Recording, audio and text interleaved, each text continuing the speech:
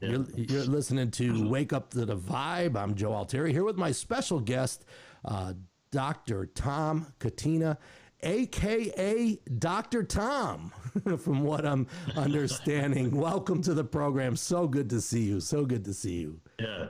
And, thanks, Joe. Yeah, I mean, listen, you're a busy man, and I totally get that.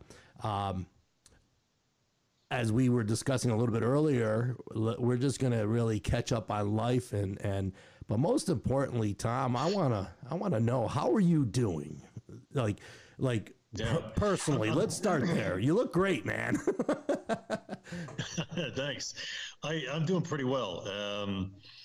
Gosh, I've been out here now for 12 years, and I think I get more energy as time goes on. Really, I think I'm doing pretty well.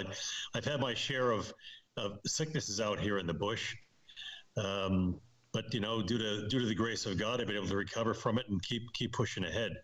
So I'm actually doing pretty well. I think physically and emotionally and all ways around, despite all the problems we've had here. I think I've come out of it pretty well. Yeah, well, that's good to hear, because it's great to see you smiling, and you sometimes you think about what people go through in life, and you think about some of the things that get us down in life in general, and then all of a sudden there's this like reality check. Well, I have to tell you, I watched the documentary The Heart of Nuba 3 times over the course of the last year, as recently as 2 nights ago, because our good friend Billy Agresta connected us, and I said, you know what, I'm gonna watch this one more time, because it's one of those things that every time you watch it, you see something different or you hear something different. What an amazing documentary, really. Kudos to you and to your producer, Ken Carlson. Was it Ken Carlson? Yeah, of course, I gave all the credit to Ken. He's a really good filmmaker.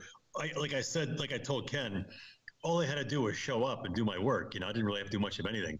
There wasn't a whole lot of acting involved. So Ken did all the work, was splicing things together and making things fit, and I think making it a really good story. And what I told him when he first approached me about this some years ago was, I said, I really want this to be about the people of Nuba Mountains, because they're the ones that have suffered for generations. And I think he really did a good job of that. So I'm really very happy with his work. He's a very, very good guy and a very good filmmaker. He did an outstanding job. I'm a little bit of a documentary buff. Whenever I'm on Netflix, I'm usually watching a documentary of something or someone, because I just love documentaries. And I'll tell you what, he did an amazing job at just showing the purity and the clarity and the that's what documentary should be. It's not Hollywood, it's real life, right? And right, absolutely. So and there was nothing phony about it. I mean, it was just kind of what we do. No, it was really, really well done. No, Tom, I'm telling you, I'm gonna call you Tom, because we're from the same hometown. I should be calling you. I want to call you Dr. Tom. I like that, because that's what the people of Nuba call you. They call you Dr. Tom, right? They do, yes. I do. You have an amazing family at home, which I'm sure everybody has a place they call home, right? And Amsterdam, New York, yes, is our home. We're both. I'm in Raleigh, North Carolina now, so we're both Amsterdamians. But what an amazing family you have out there in the Nuba Mountains. Can you tell me a little bit about the people in general, the culture? They seem so in love with you, man. I mean, it's amazing. Yeah, they're pretty amazing people. They've put up with more hardship and deprivation than I think anybody in the history of the world. I mean, they bounce back, and they're tough as nails. I think their main characteristics are resilience, toughness, the ability to put up with things and just keep pushing ahead. They can survive under any circumstances. All this stuff going on now with this coronavirus, it's amazing. Probably the people anywhere in the world, the people that probably do the best if things collapse, will be the people here in Nuba Mountains, because they can survive on their own. They have no problem. They're just really, really kind of salt of the earth people. I mean, I fell in love with the people, and then of course I fell in love with my wife. So I married one of the Nuba women here. Congratulations to you. Thank you. I don't know if you know it, Joe, but we just adopted a child. You know, we married May 2016. That was really quite an event, and we didn't have any kids of our own. So we said, look, let's. You know, it wasn't happening. I worked. we weren't able to conceive a child. So we said, let's adopt a child, and that's something which is actually never been done here before. People here don't adopt kids. I mean, there are no abandoned children in Nuba Mountains. It just doesn't exist. Every kid belongs to somebody. Even if a child is born to a single mother, the family will take the kid in. Or I mean, this doesn't exist where you can adopt a kid. So my wife ended up going to Juba, which is in South Sudan, and spent a couple months there at an orphanage, and ended up adopting a 2-year-old child. So we've had him for about a month, and he's with us now. Really, really beautiful little kid. We named him Francis Jean. No kidding. Francis is for my favorite Saint Francis, and Jean was my father. My father died last year. Oh, I'm awfully sorry to hear that. I didn't know that your father had passed. Yeah, thanks. Yeah. Yeah, passed away last year. Yeah. Wow, and that's we can actually that's a whole nother show, because your father, in my eyes, is a legendary figure as well. Yes. You know, when we're going to talk about the 7 kids, there's so many things we want to talk about. But let's go back to your child. So, how old was the child when you adopted the child? He's about 2 years old. Nobody's quite sure of his real age. We're estimating him at about 2 years old, just about his speech level and his kind of physical coordination level. He's probably around 2 years old. Wow. Congratulations. Really you're a father. You're a father, man. That makes me so happy. Yep. Oh my gosh.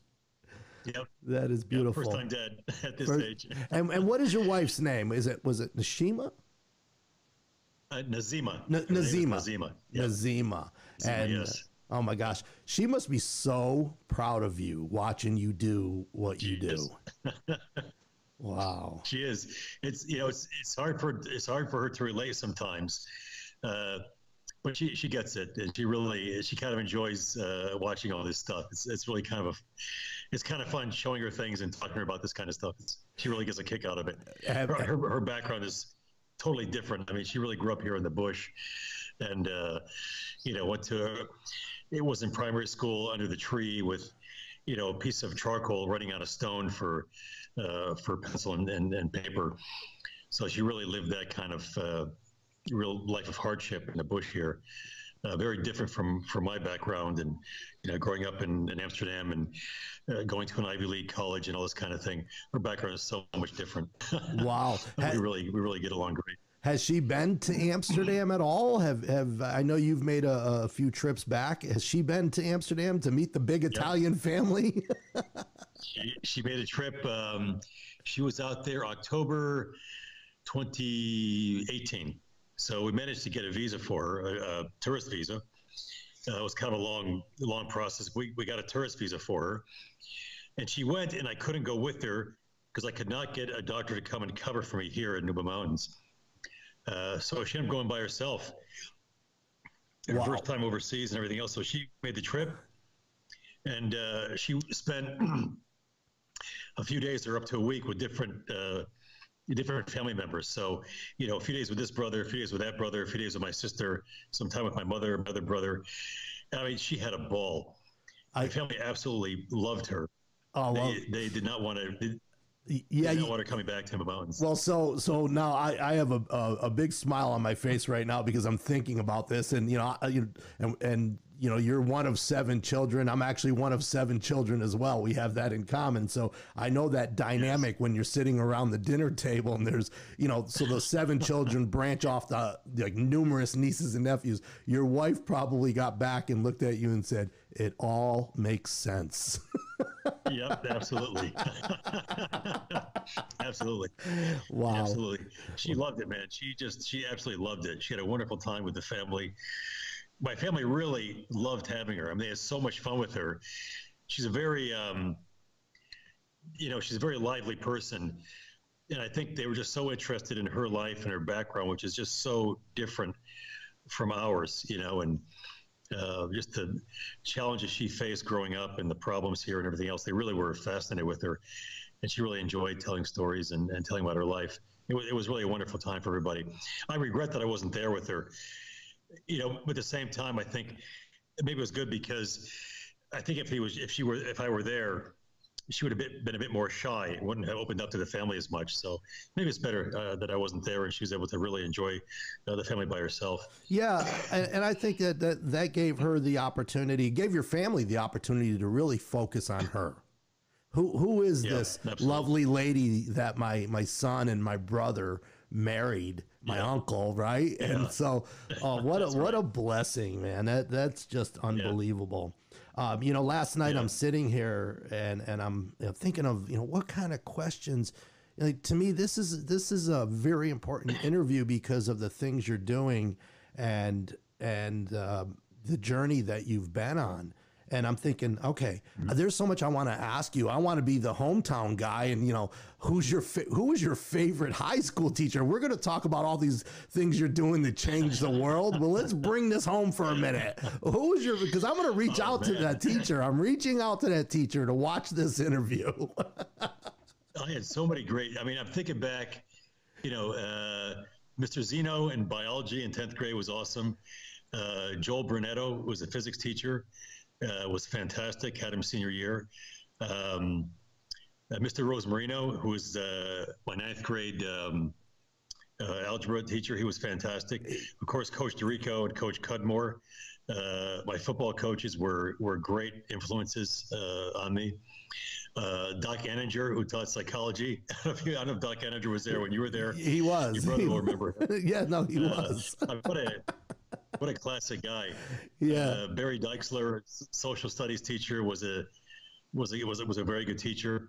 Everybody, Leah Chinnick, Mrs. Quattrini, fantastic. They were all, when you think back, Amsterdam's a public high school in an area that's not very wealthy. And I think we got a pretty darn good education there. If you look at people that have graduated from Amsterdam High School and have gone on to do other things, it's amazing what they were able to do at a public high school in a kind of a economically depressed area. I think the teachers in the school system did a fantastic job. I think back on that now, and I think really these guys did pretty well. With what they have available. A lot of really, really good teachers and coaches coming up through HS for sure. Yeah, absolutely. You mentioned that. You just brought me back. Mentioning Mr. Rosemarino. That guy loved me. Like every, Mrs. Catrini, awesome. I was best friends with Jay, God rest his soul. And, they wanted to murder me when I came into the classroom. Like, Altieri, because I was always kind of I was a teacher's pet in some way, but Mr. Rosemarino, man, that guy was just a class act. I love that guy. Yeah. Thank you for bringing me back. Now, it's funny. I'm going to jump because I'm all over the board. Those that watch my show know that's who I am. I'm going to go from high school to Time Magazine giving you an award of one of the top 100 most influential people in the world.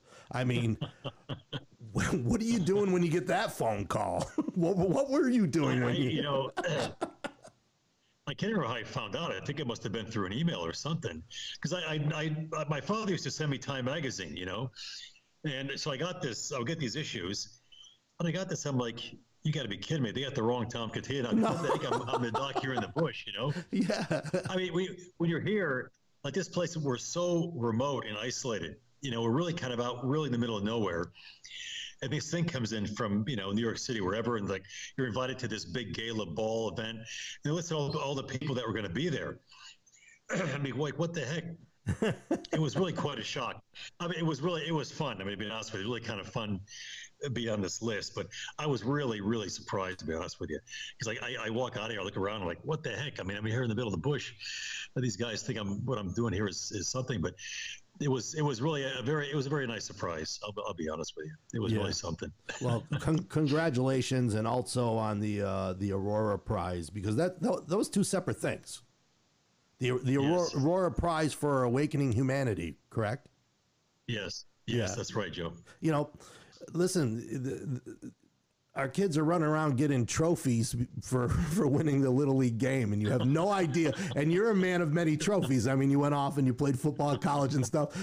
There was not a single person on this earth who, you know, they might have said, Tom Catena, he's going to do things. That guy's going to be something someday. But who could have dreamt the magnitude of you know, the top 100 most influential people in the world? 100 out of all the people in the world. Like, kudos to you, man. That's just amazing. Yeah. You know, I'm going to refer to a few things here that I picked up in the Heart of Nuba documentary. And for those of you who are just tuning into the show, that is a documentary. I'm going to provide you with links and all the good stuff to make sure that you watch it. But The Heart of Nuba is a documentary produced by Ken Carlson, featuring Tom Catena and his life in the Nuba Mountains. I just had to do that recap for those that just logged in and are watching. You said something, and it brought me back, and I immediately thought of Dr. Pipito and Dr. Bertucci, okay? The community doctor, the general practice, you go to him for the toothache or if you sprained your ankle. But what you said is that you always thought you were going to be staying in one place and a part of a community, correct? Yes, absolutely, yeah. And here you are, staying in one place, part of a community. But Tom, did you ever imagine that would be the community you'd be a citizen of and a part of? And no, I didn't. I mean, I figured more, you know, maybe in suburban the U.S. or maybe a rural place in the U.S. with the nice house and the white picket fence.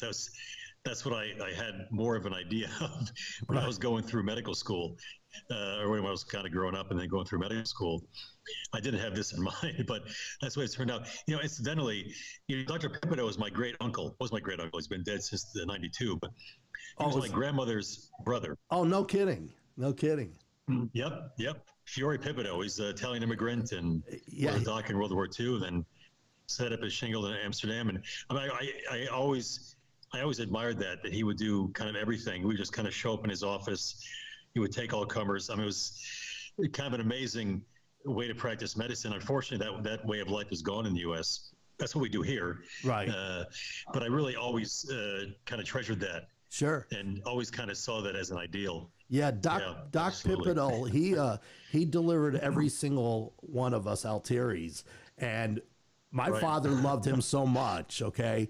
And all I remember is because he likes cigars. I always remember that about Doc Pipito. And my dad actually painted a picture of him, and we had it on our living wall. Like who has a painted picture of Doc Pipito on their living room wall? That's how much we love that man. Wow, that's awesome. Yeah, that's pretty cool. So now you're a part of this community, and you get up every morning, and the one thing that really touched my heart is watching you do the Rosary. That to me is, and we're going to talk about faith, and we're going to talk about the Lord, because I've got some questions for a guy like you who's truly serving in the name of God. But every morning you say that Rosary. Yeah, every morning. So I get up and what I do is on the way, now I go with my wife. Before we married, of course, I go by myself, but normally say the Rosary on the way to the church. The church is like a 10-minute walk. So start on the way to church and then enter the church and then finish off the Rosary there. Then we have Mass every day. We've been very fortunate that since I got here 12 years ago, we've almost always had a priest here. And right now we have a very good priest who's a South Sudanese guy, and he has Mass every day for us at 6:30 in the morning. So we say the Rosary from about 6 to 6:30, then start the Mass at 6:30. And then that goes to about 7 o'clock, and then come back and start the day. So, I think for me, I think everybody's a little bit different, but I've got to have some way to kind of center me in the morning and kind of draw me back as to, okay, why am I here? What am I doing? What's the most important thing in my life? Am I here to honor myself and to kind of do my own thing, or am I here to worship God and to keep God number one? And I think me personally, I need that daily reminder. I need to hear the word of God every day. I need to say the Rosary, to pray to our Mother, to give strength and support and help through all these difficult times. I think I'd be lost without that, Joe. Yeah, for sure. Well, that's why I wanted to bring that up, because I'm a man of faith, and I do my very best every day that I can. And one of the things I tell my son or anybody who's maybe struggling with something is, one of the strongest assets a person can have is their belief in God. I truly believe that. It doesn't bother me if somebody's watching the show and they don't share the same belief. I'm okay with that. But Right. that is the strongest asset. And the reason I bring that up with you, Tom, is because you don't have the material assets that people in the, I don't know if I want to say regular world, but people in the States, let's just say, I'll refer to the United States. Okay. Right. They'd have to watch the documentary to really understand the conditions and really see the lifestyle that you're living. You have sacrificed Right. all those assets, but yet you have one of the greatest assets any person can have, and that is a strong belief in God. Yeah, I mean, I wouldn't trade what I do here for anything, and I certainly wouldn't trade my faith, which I take as a huge gift. I wouldn't trade that for anything. And I mean, God keep me strong in that for the rest of my days. It's a tremendous gift, and I I can't imagine how people can make it without that. I mean, people do, obviously, and people do very well, and they're very good people who don't have faith. But I just think it's got to be awfully tough. I mean, I take such consolation in that, especially when things go bad here, or there are problems, or we have bad patient outcomes, or whatever. All this stuff is inevitable. It's just something to fall back on.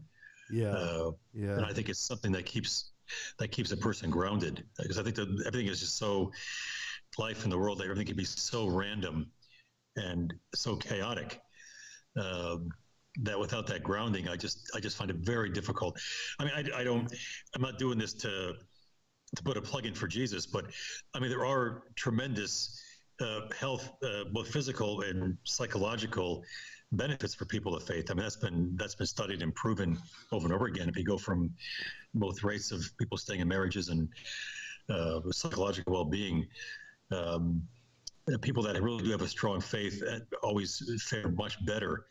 And I think it's just because they have something that they put their trust and their belief in a higher power. They put their trust in God. It's okay. I'm not the end all and the be all. And this life we're living here on earth also is not the end of it. I mean, let's do our best here, but in the end, we're here to worship God and to eventually to meet our Maker. Yeah, very well said. Very well said. And I'm on board with you 100%. One of the things that when I'm watching this documentary, and if somebody said to me, how would you describe Dr. Tom? And the one word, man, that just kept coming back to me. And this is what I'm thinking when I'm watching this documentary, is like, this isn't something every person does. Okay. Like you have really gone to the extreme end of the world to serve. And that is amazing to me. But the one word that keeps coming back to me is commitment. Like, man, you are committed. Where does that come from? Yeah. I don't know. I think I'm not the best doc in the world. I'm sure not the smartest, but I do have, I think one gift God has given me is perseverance, and perseverance and commitment kind of go hand in hand. I think a lot of that came from my upbringing. I mean, basic Catholic upbringing in Amsterdam, New York. You're committed to a work, committed to a task, from a very strong family background.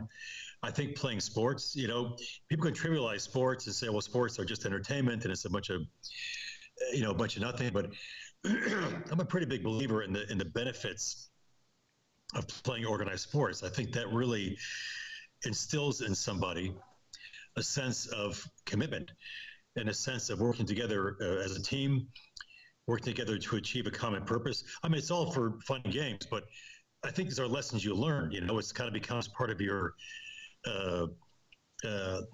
becomes part of who you are, and it gets hardwired into you. Right. So I think it's a combination of all these things. It's the family background, participation in sports. I think maybe my time in the military has something to do with it. I spent 5 years in the Navy. And certainly, I mean, above and beyond everything, of course, is my faith, which really gives us pretty clear directives that, you know, you have to go and take care of the least of my brothers and sisters. It's not kind of, well, if you feel like it, or if you're in a good mood that day, or you have enough energy, go and do it. It's like, this is your command, you know? Right. Go and do it. You have such I said many times before. Go ahead, Joe. Sorry. No. I interrupted you. Continue. Well, all I want to say is one of my favorite passages in the Bible. I can't remember where it's from, but it's in the Gospels. But it talks about a rich young man that goes to Jesus, and so the man tried to justify himself, and the guy says, "Hey, look, what do I need to do to be good and to go to heaven?" And Jesus says, "Well, follow the 10 Commandments and be a good person and do the 10 Commandments, and you'll be okay." And the guy said, "Well, what do I really need to do to be perfect?" Because the guy knew there was something missing, in his life. Right. And Jesus said, "If you want to be perfect, then go sell everything you have, give that to the poor, and come and follow me." And it said the guy went away very sad because he had too much. And that thing really, really hits home with me, where I think Jesus is really calling us to come out of ourselves, And it's not that what I'm doing is better than somebody else, or that, I don't want to compare myself to other people in what I'm doing. I think he calls each of us in what we're doing, our station in life. For me, I'm a bush doctor here in Sudan. We don't need everybody to be here in Sudan doing this work. Right. We need one guy to do it. But, Joe, you're there in Raleigh, North Carolina on a radio show and playing guitar and doing other things. Right. You've got your role in life. But that is not, in the eyes of God, what you can do is not any better or worse than what I'm doing. We're all going to die, and we're going to face God, and he's going to question us and say, "Look, I gave you this ability. I gave you this brain. I gave you this family. What'd you do with it?" I say, "Well, crap, what do I say now?" You got to come up with something pretty good. Yeah. He knows, of course, what we did, but we're all from different backgrounds. But I think based on our station in life, we are really called to a very deep conversion, and really, I think, called to a very deep sacrifice. I think the Church of Nice, and I've been reading quite a bit about this recently, because I think this coronavirus is shaking people up, and people, I think, are looking at reality like, well, crap, what's this mean? Like, the economy goes under, and it's really, I think, shaking people up, and it's really kind of like, well, gosh, what's going to happen? What's going to happen now? So maybe, I'm not saying God is sending this to us, but I think we all have to, reach a point where you say, what is God calling me to do, me and my station in life? For me, I'm here, and this is I'm all in. Yeah. This is what I feel I'm really called to do. And I want to kind of jump in with both feet. But I think each of us has to look at that in his or her individual situations. I'm not saying everybody's got to become poor, but I think you got to kind of find that out for yourself. That's between you and God. Really look at it seriously and say, okay, what can I do in my place? Yeah. The danger is one of the things that comes to mind right now is I was sitting in church one morning, and I was going to a non-denominational church, which really followed Bible study is the nature. I just wanted to give you a picture of what the church was like. And Pastor Scott Baldwin was talking about, God gives us all gifts, and he gives you that gift for a reason, whether it's your gift of administration, whether it's your gift of caring, whatever your gift is. Are you using your gift to better mankind and better humanity? Right. And I remember sitting there and here I am playing guitar in a bar. I think probably got home 3 a.m. that night. I probably smelled like bourbon, and I'm sitting there and I wanted to start crying because I'm like, am I using my gift to better mankind? And I joined the church band 2 weeks later, and I served on the worship team for 7 years because awesome. I'll never forget it. I'm sharing this with you because this is not a traditional interview. You and I are catching up on life and sharing it with others, basically. And I'll never forget it because I went to the first rehearsal, and the worship team they were people who were worshiping on a regular basis. They were there. They were a part of the band. I'm the new guy, right? And I'll never forget the pastor came up to me at practice and said, I have a funny feeling there was a much better solo in there than what you just did. He could tell I was afraid to let it out. And I said, listen, this is the first time I played where they weren't in the parking lot doing other things and drinking Jello shots. Like this is not easy for me.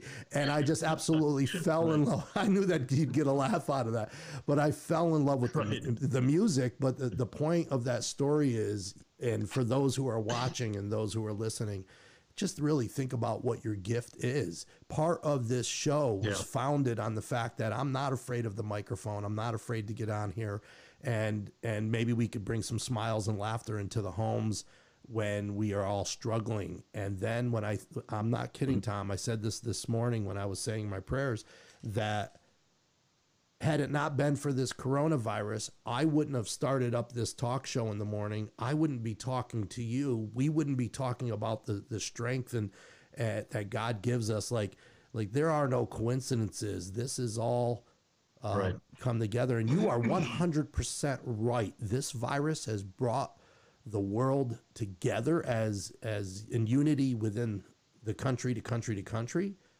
But also sit down and evaluate your life and say, what's important to you? Yeah, absolutely. I think really this should be, I hope people can take this time to really reflect and really look at what is important, family and relationships, your time with God, your relationship with God. And I mean, obviously have people who are not religious. But fine. I mean, evaluate your own life and your relationships with your own people and your family members.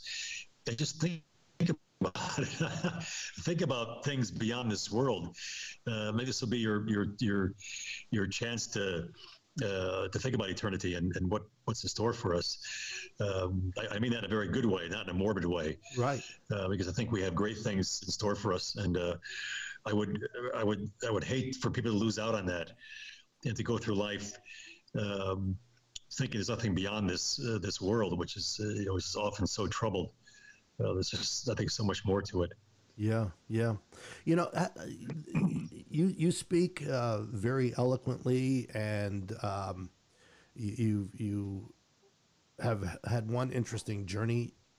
Have you ever published a book, or are you working on a book? I hope you're working on a book.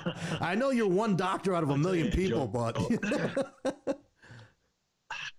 I'll tell you, I'm not.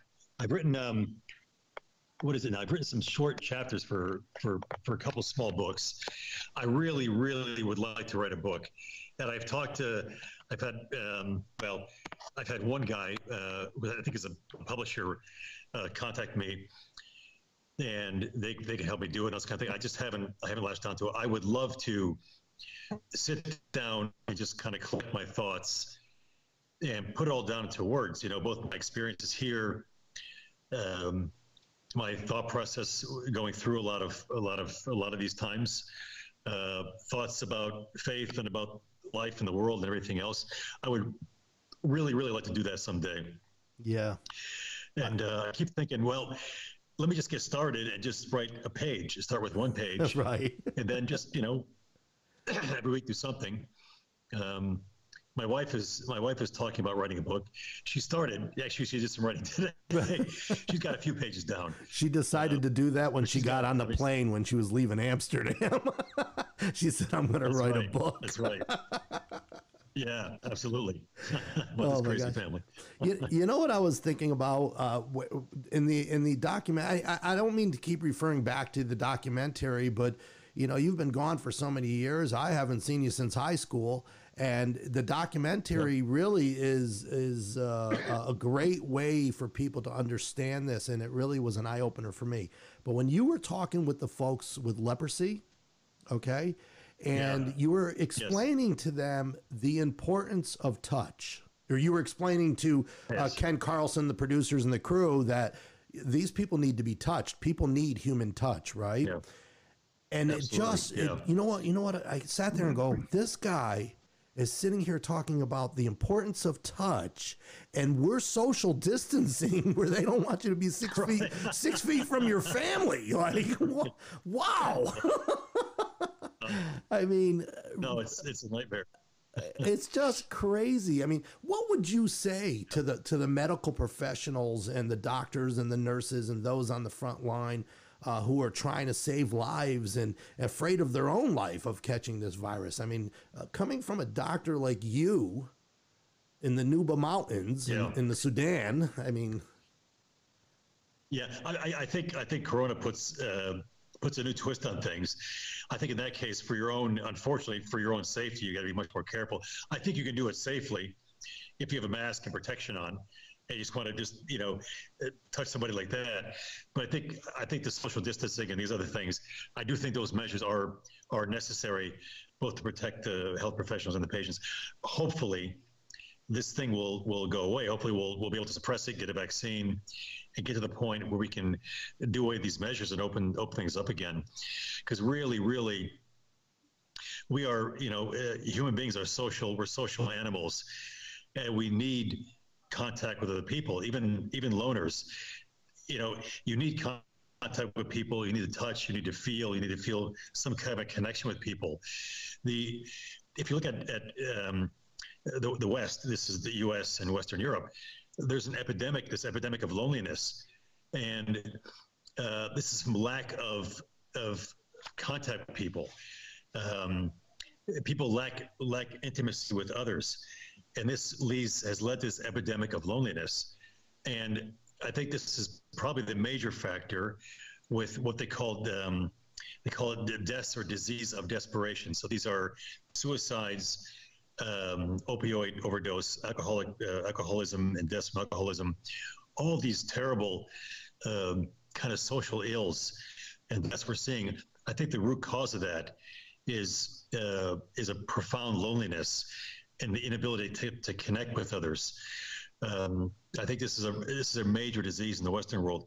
Here in Nuba, we don't have that. You can't get away from people. I mean, my wife and I, we've got our adopted child, and we've got her three nieces and her brother staying with us. My wife's mother is a leprosy patient. She's missing all of her fingers. She stays with us. No so kidding. We have all these people staying with us. Yeah. So, for leprosy for me is kind of a very personal thing. And here you don't have material goods in the Nuba Mountains. People materially have nothing. I mean, they've got, almost nothing materially. We all live in straw huts and everything else. But people have relationships, and there are people all over the place. You always feel connected to the extended family and to your neighbors and everybody else. So you just don't have these diseases and these deaths of despair. You just don't have it. You don't have suicide and so much depression and so much psychiatric illness. Yeah. And I think that kind of helps people out. I'm not saying that you would eliminate it totally.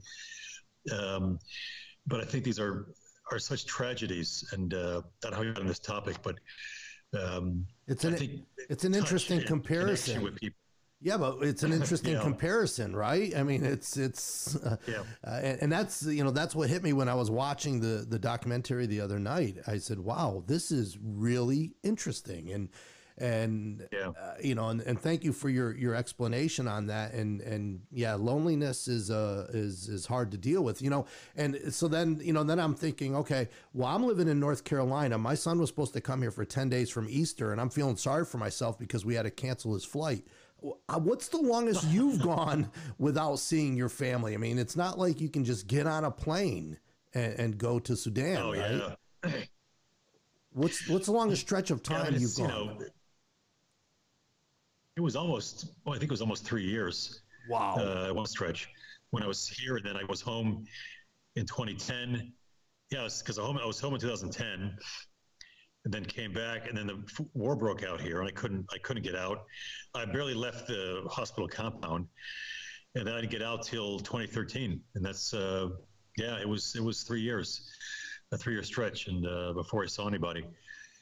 So that was hard, but Oh my gosh. my family's been incredibly supportive of all of the work we do here and everything. They've been fantastic through all this. You know, the one thing that I think it's really important for our viewers and for myself to know, the documentary. What year was that produced? That was only a couple years ago, right?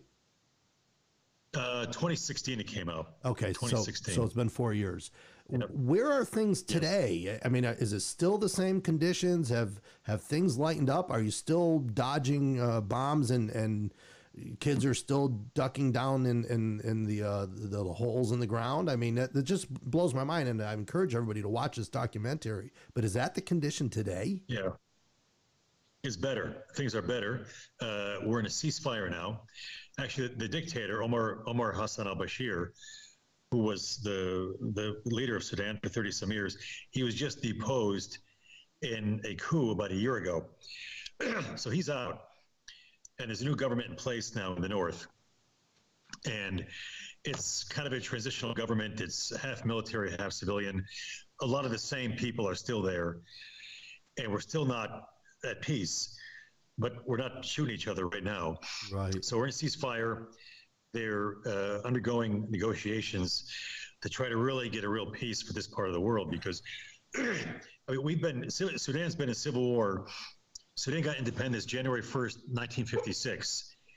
And there have been, I think, since that time, that's 64 years ago, there have been about, I think, 11 years of peace, of not active fighting in that 64-year history. So the vast majority of the history of the Republic of Sudan, they've been in civil war. So, you know, what the negotiations now are saying, look, we've got a very checkered past. Let's try to make a real peace where the people here feel they're getting a fair shake, where they feel they're not being marginalized and kind of pushed to the edges, where they feel they have an active role in the society and the life of Sudan, and we go ahead.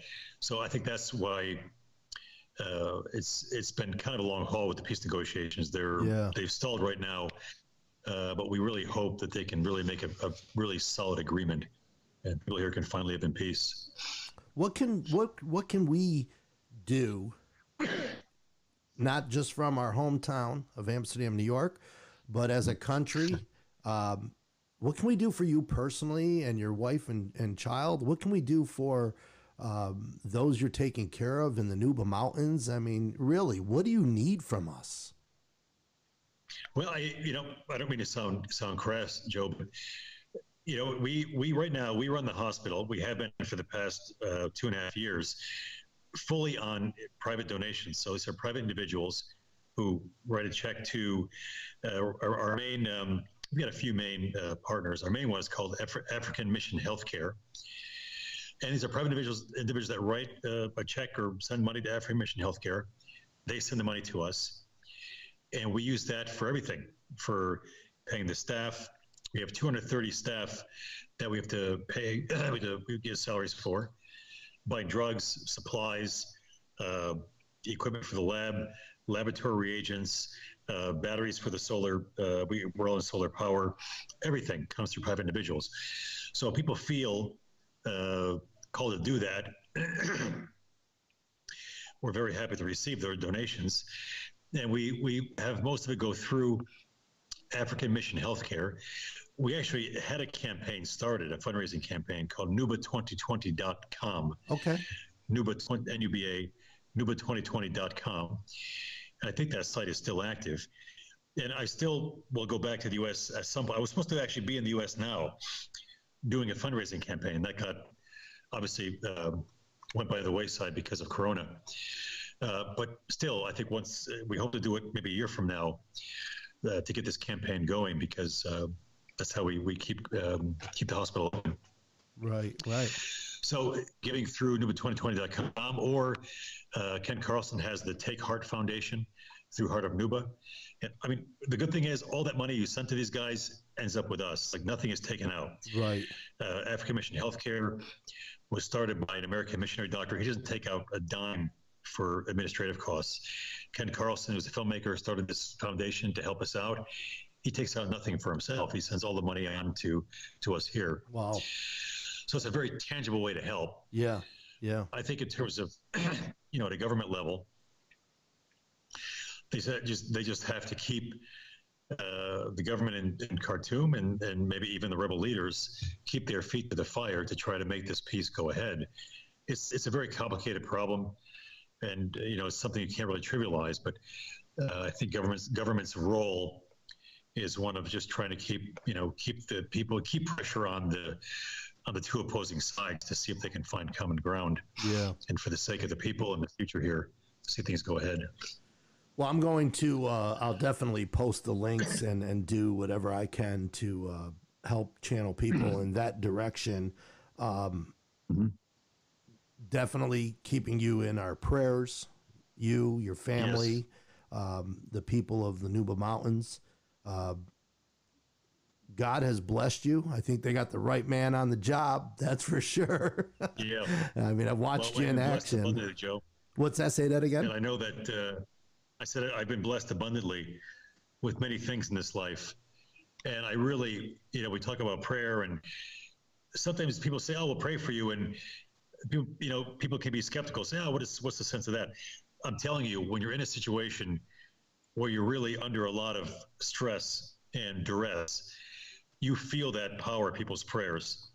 I mean, I can't tell how many times we're under attack here or whatever, and we got through it, and things go ahead, or we get 100 people show up, 100 wounded show up in a night, and we get through everybody, and we get, patients make it through, and we see people recover that we thought would never recover. Yeah. And then people write to me and say, "Tom, we're praying for you. We're praying for you." You feel it, and you know that you got through that night because of those people's prayers, because I know my limitations. Yeah. And I know we got through that night because people were out there thinking of us and praying for us. So I'm a very, very strong believer in the power of prayer. So thank you for that too. Yes. So it's the least we can do. Hey, listen, I can't thank you enough. You and I want to be respectful of your time. There's so many things we can talk about. You're an amazing individual, and I am grateful to have had this opportunity to speak with you, to share the broadcast with our viewers, because it doesn't go away. It'll stay online. It'll stay on Facebook and YouTube forever until somebody, I don't know, it'll stay forever. I don't see it ever coming down. So we're here for you. If you ever have a message you want to get out, if you ever want to just touch base with the folks back home as a community, please reach out to me. We've got a lot of people from the area. It's so funny. I joke. I say I'm in North Carolina connecting people to Amsterdam. I love this. Who would have thought? You know what I mean? Great. That's right. But after speaking with you and after watching The Heart of Nuba for the third time the other night, and I'm not kidding, I watched it 3 times because I'm in awe by it, and I'm going to put the links up to the documentary. I'm going to share it. I'm going to push it because it's the only way for people to truly understand this. Ken did an amazing job producing that documentary, and it is the only way to get a clear picture of what's going on and what you're dealing with. And you know what? God bless you for keeping that smile on your face, man. You're looking good. I feel good. I'm gonna send out a couple emails to Felix and Cor and Lori. I used to work with your sister-in-law Lori and just your whole family, just great people. And right. They are. You got a special seat up there in heaven, brother, and I hope you reserve it. Yeah. I hope you reserve a chair for me if you go before me. But if I go before you, I'm gonna have a talk with him and say, "Hey, what about this guy?" Listen, thanks for the plug, Joe. Appreciate it. Yeah, no problem. Listen, thank you for taking the time. I'm going to let you go. Is there anything you want to put out there? Any last thoughts or anything before we close the broadcast? No, I just encourage people to keep the faith, and don't get discouraged. I think this is a really, really hard time for people all over the world. I mean, especially I think in the U.S. and in Western Europe. And I think a lot of people are not used to hardship and kind of these difficulties. Just persevere, stick it out, take advantage of this time to get yourself right with God, and good fruits will come of it. Don't worry. Don't worry about things. God is in charge, and God is with us. So just take comfort in that. I think that's the main thing. Very well said. Thank you, Dr. Tom. I really appreciate your time. I'm going to let you go. I'm going to close things up here, and I'm going to be talking to you again, I'm sure. I feel it. Okay. Stay Sounds good, Joe. I stay appreciate safe. your time, too. You got it. God bless. Okay. Bye-bye. Right. God bless you, too. All right. Bye-bye.